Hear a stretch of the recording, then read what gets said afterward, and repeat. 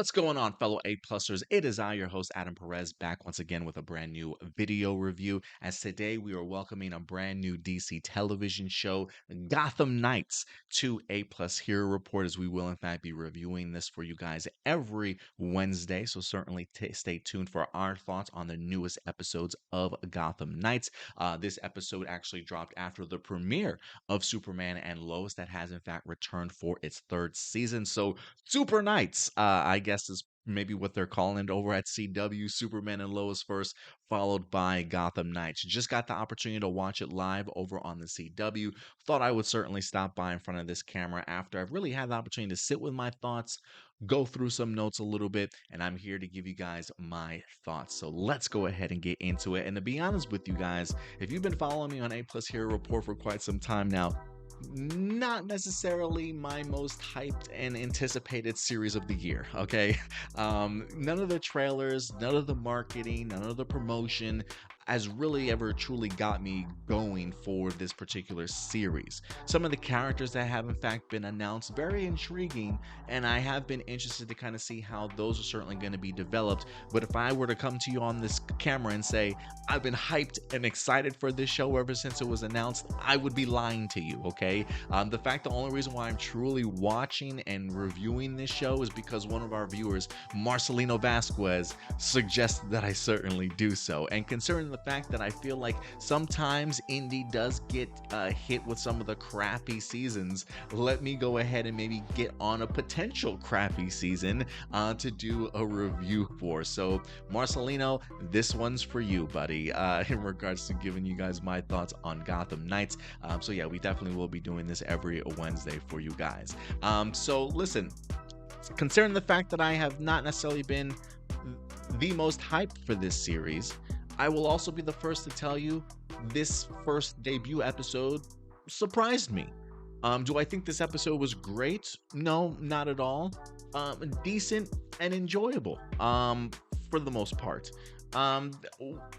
Pros, certainly a significant amount of cons, but definitely some things that I feel like can be rather fascinating, and I think certain things that they can definitely build on to make this a pretty interesting season one. So I'm not completely off of this show whatsoever. Again, I walked away enjoying it, thinking about it, and want to come back for more. So I think for me, that's a pretty good win for the first debut episode of Gotham Knights. So let me just go through some of the pros, or let me get the cons out of the way. The first con for me, and I probably will get Rotten Tomatoes thrown at me for this, but listen, Misha Collins just didn't do it for me here in this episode. And that's not to say that I think his Harvey Dent is going to be bad going forward. There's just a genericness to it as of right now. And I'm going to give him opportunities to let that character grow as the season continues. Clearly, the preview for this season kind of shows maybe the fracturing of his mind and that two-faced persona, maybe eventually peaking towards the end of the season. We'll definitely see. The guy's got a lot on his plate in this episode, to certainly say the least. But for me, I'm going to give the Misha Collins version of Harvey Dent some time to certainly grow on me. It's not something that I'm going to certainly write home about, but I know he's probably bringing a lot of fans in that have loved Misha Collins from his amazing performance and time over in Supernatural. I was a fan of his for sure, and I still certainly am. I'm just saying, after episode one, if there was anybody that impressed me, I wish I could say it was Misha Collins, but it just wasn't. So I was kind of hoping for a little bit more from him. But again, just episode one, I do expect more as the season continues. The first maybe 10 minutes of this is a little bit awkward. It definitely has sort of that cringe CW vibe about it. Like, oh, look at these pretty people in this fancy house sort of thing, right? The dialogue, maybe not necessarily the best. Sometimes the soundtrack is like too CW-ish, like, vocals and lyrics of like a boy band or like some, young adult band or something. Like, just way too much maybe on the first like 10 minutes. But honestly, I think once the reveal of the death, and again, that's not a spoiler, that's literally in the synopsis, the death of Bruce Wayne. Once the death of Bruce Wayne hits, though, and the mystery starts to kind of sort of unfold throughout this episode, then the tide starts turning a little bit. Then you definitely start sort of getting me a little bit more on board. The main character in Turner, I'm not familiar with all the actors' names as of right now, so I do apologize if I don't say their actor's name but refer to them as their character as of right now.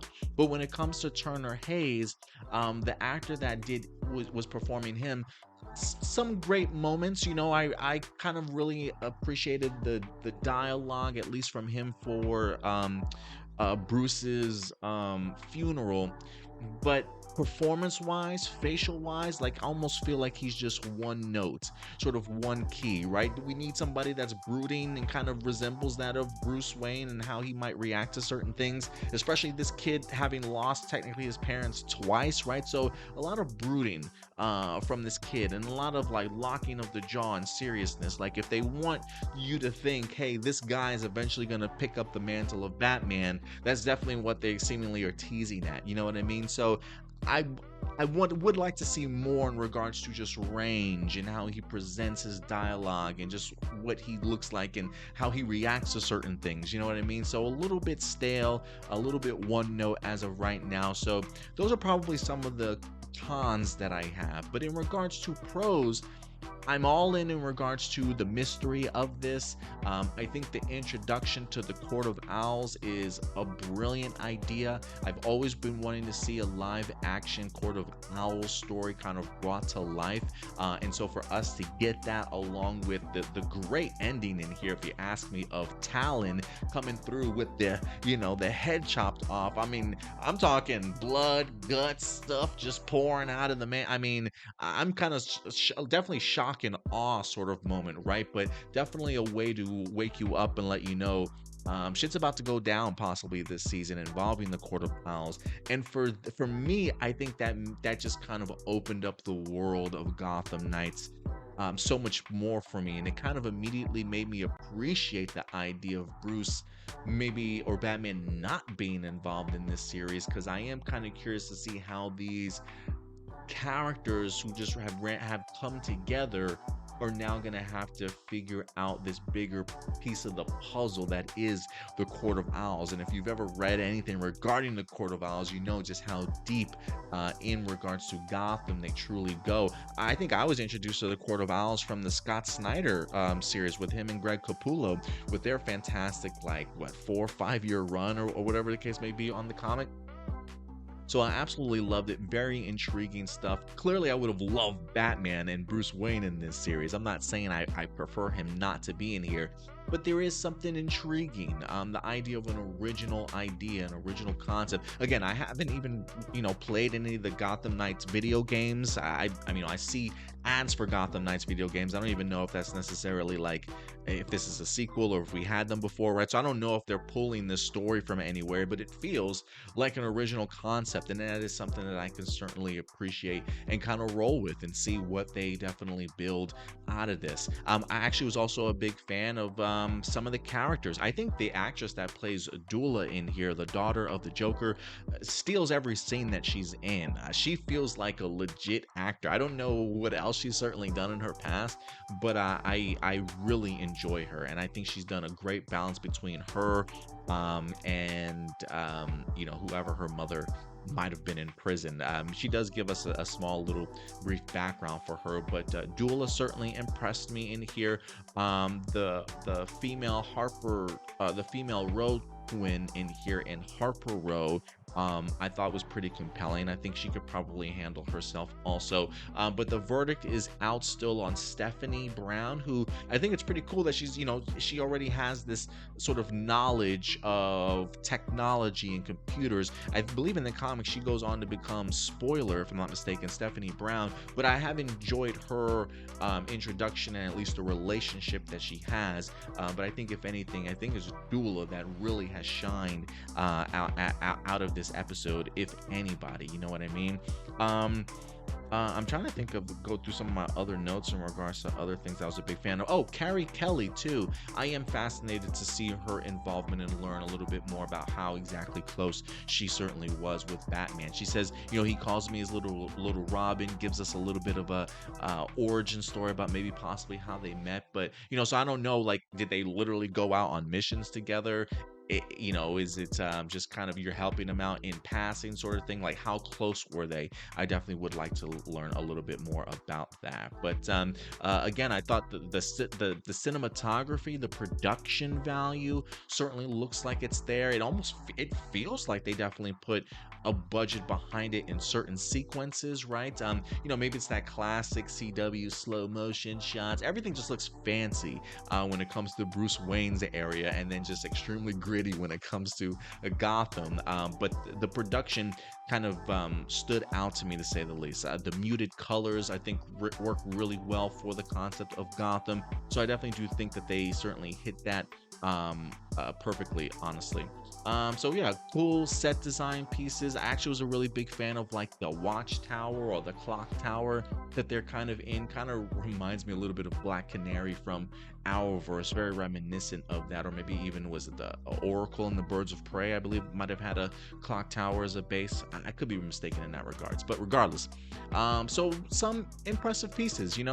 I am interested to kind of see how all these characters have now officially linked up. We've already seen sort of the friction that's kind of happening between them. I will say this: the mystery of who killed Bruce Wayne is even that much more fascinating to me. The fact that they literally killed Bruce Wayne with the Joe Chill gun that killed his parents. How fucked up? Like, how fucked up is that, right? Like, Bruce Wayne died by the same gun that killed his parents. Just like, it's the most trippiest and craziest thing I've heard in a while. So yeah, man. So again, concepts and ideas that I find pretty intriguing and rather original. Some solid performances by some interesting characters that I think could really kind of push this series forward and make things a little bit more interesting than even I certainly was kind of expecting. So yeah, man, not a bad intro. Not a bad intro. If anything, I kind of want to get myself one of those gold Court of Owl coins. I really love the symbol on it and things like that, and kind of seeing Gula learn and talk about the idea of the Court of Owls, something that she learned and heard about while she was inside of Arkham Asylum herself. It's kind of cool to kind of see her tell that story, if you will, to Turner, and happily, hopefully have him start doing some research in regards to the Court of Owls. But I will say this: while the Misha Collins stuff didn't necessarily sit well with me, I am fascinated to see what he will do as Harvey Dent. I think they brought up a good idea here, in the sense that because he's friends with the Wayne or at least Bruce Wayne, and very close to the Wayne family, the idea of the district attorney giving Turner's boy sort of an easy time, right? Because he's a rich spoiled brat sort of thing, right? Because he's wealthy sort of thing. The legal system always kind of giving them a slap on the wrist sort of thing, and not really taking any crimes that they do sort of seriously. So people are now assuming that he's gonna go light on this kid, since Turner has in fact been framed for the death of Bruce Wayne. And so I am kind of curious to see what Harvey Dent winds up doing in here, because a lot of the evidence certainly does point to Turner, but they are certainly close. You know what I mean? So I'm going to be fascinated to see the decisions that Harvey certainly has to make. And if anything, when it comes to Turner, that's also a big weight on your shoulders, right? Not only the idea that your parents died, and then Bruce Wayne, your new parent, certainly died, but the fact that you didn't even know that he was Batman. And I appreciated Turner feeling some type of way about that everybody else seemed to know his father a lot better than he certainly did, right? Like, what does that mean about him if Bruce certainly couldn't confide in him the idea that he was Batman this whole time. So I kind of appreciate sort of like that, the mental gymnastics that Turner's going to be going through in regards to, was I worthy to be Bruce Wayne's son in the first place? Like that type of stuff, right? But I think, again, the reason why I'm excited for Carrie